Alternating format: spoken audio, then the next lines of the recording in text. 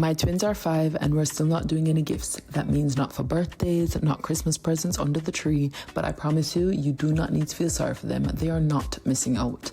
We walked into the Palm House in Cape Town, took one look at what was laid out for them, and they did not flinch. No wide eyes, no mommy what's this. They just settled right in like they belong there. And the truth is they do. This right here is what I am talking about when it means making sure that your child is open to all kinds of experiences. This is what I'm working towards. Welcome back, babes. If you're new here, I am April Jackson, chef, traveler, solo mom to the most extraordinary twins on the planet. And this is my channel. We move through the world a little bit differently, and I've been traveling with them by myself since January 2025. I like to document what we're doing so that you can see everything is possible. Today, I'm going to take you to one of the most beautiful afternoons we have had on this trip. A luxury picnic at the Palm House in Cape Town. And before you say anything, yes, we are outside. Yes, there is champagne. No, it is not theirs. It is all mine. And yes, my children are absolutely thriving. But I want to use this video to talk about something I get asked about constantly, gifts, and why I've decided not to give them. So, as a mother, this is where I have landed. We live in a world that tells children their worth is measured in things. The toys, the gadgets, the unboxing, the hauls, and I made a decision that I did not want that for my children. I wanted them to value people and experiences over things. So my girls don't get stuff. They get to travel the world instead. They connect with people from all different backgrounds, and they get moments like this that will live long after any object has been forgotten or outgrown. We have eaten at roadside satay stalls in Southeast Asia, plastic stools, paper napkins, and the most extraordinary food you've ever tasted in your life. But we have also sat in champagne afternoons like this. White linen, incredible hospitality, and views that make you feel like the world was just designed for you. And my children move through both of those spaces with the same ease, the same confidence, the same grace. And to me, that is the gift. The ability to belong everywhere, to feel comfortable in every room because you've been in every kind of room before. And the world is truly their classroom, and we are always in session. Now, let me actually show you where we are, because the Palm House deserves its flowers. This place is stunning. You feel the luxury in the air, and it's a grandeur that doesn't feel stuffy. It feels alive, warm, like someone genuinely thought about how they wanted you to feel as soon as you arrive. Can I bother you for a lighter, please? Like the wind just... It did take it out. Not playing with us today. No. Where are you from? I'm born and bred Cape Townian. Really? I was just fortunate enough in high school. I shouldn't say fortunate, but in the high school I was in, everybody did Xhosa from grade 1 till grade 7. So when I changed schools, we did Xhosa and French. Okay. And then come grade 9, we had to choose between You chose French because everyone was on a higher level of Xhosa. And because everyone started French fresh in grade 7. Then you were on... So I did like 5 years in high school. And then was able... Oh, I died again. Let me get I'll try out a different one. Get a bit more shielding for you. No problem. If it's a hat, don't worry. We'll figure it out with our hand. That's how I learned French. Okay. And then since 2010, with more internationals coming with hospitality industry, I just practice. Yeah. So in school here, everybody does Afrikaans, English, and then you choose. And then you can choose Xhosa. But the curriculum has changed many times since 1994. Okay.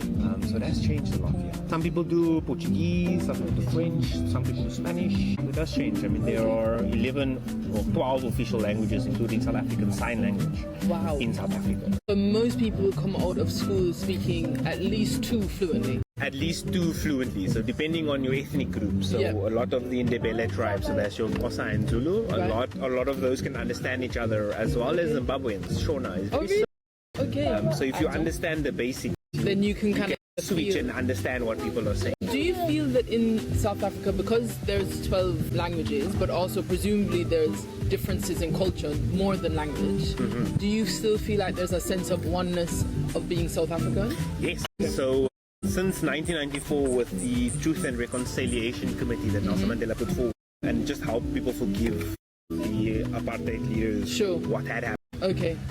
And then with the 1995 World Cup with the rugby, that just cemented everything. Okay. And now recently again, winning the Rugby World Cup.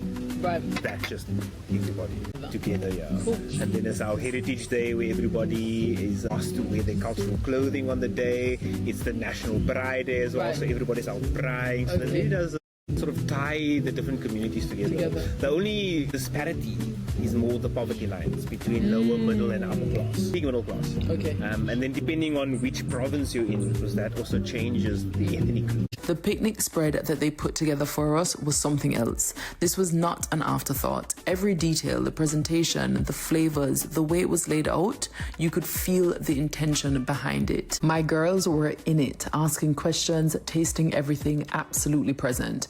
And the team, I have to talk about the team. The hospitality here is the kind that you feel, not performative, not transactional, genuinely warm. Kind of care that makes you feel seen, not just served.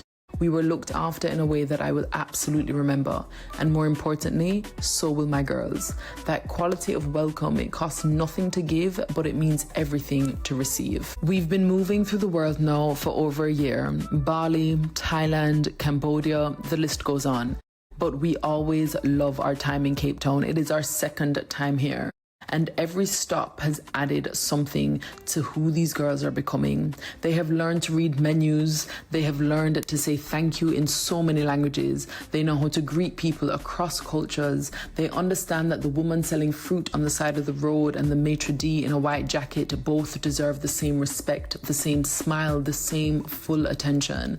That is not something that you can buy. It is not something that comes in a box with a ribbon. This is what travel gives you. That is what experience gives you. And as a mother, building that into the fabric of their childhood is something I am very proud of. Now, although it might be too soon for them to truly express their gratitude, best believe they are still asking for picnics like this one, because an afternoon this delicious with these magnificent views, music in the background, hospitality this generous, I would not trade it for anything, not a single thing. And if you have been thinking about how to create more meaningful memories with your children, whether it's a luxury picnic in Cape Town or a bowl of noodles at a market stall, I hope this video is your sign.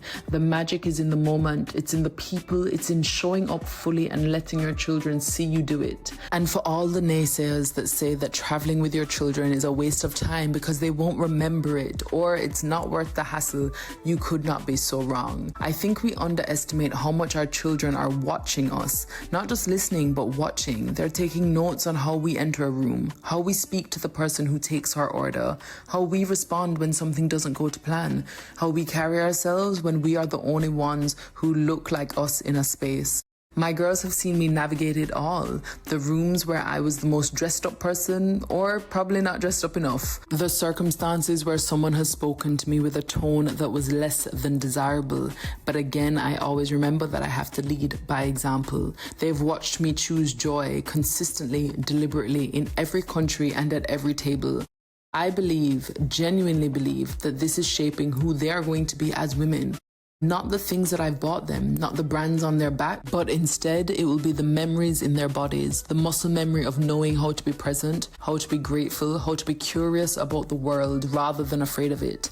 That is the inheritance that I'm focusing on building. And some days, honestly, it is hard. To travel the world with my girls like this is an absolute blessing. But do not catch me on the days that I have to book flights because I am very miserable. Have you seen the cost of plane tickets? Solo motherhood is not always champagne and picnic spreads with a view. Some days it is flight delays or cancellations and I feel like I want to melt down. But babes, we have to keep it going. And it is the afternoons like this one where your daughters are laughing in the sunshine, the food is extraordinary, and the manicured lawns and the plush cushions just make you feel good. It all reminds you of your why. Cape Town, you have been one of the most generous stops on this entire journey. The beauty here is almost unfair. The people, the food, the energy of the city, it has given us so much.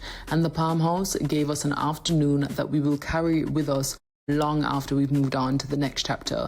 If you haven't been, you better go. And if you're in Cape Town and you're looking for somewhere that will make you feel like the most important person in the room without a single ounce of pretension, this is your place.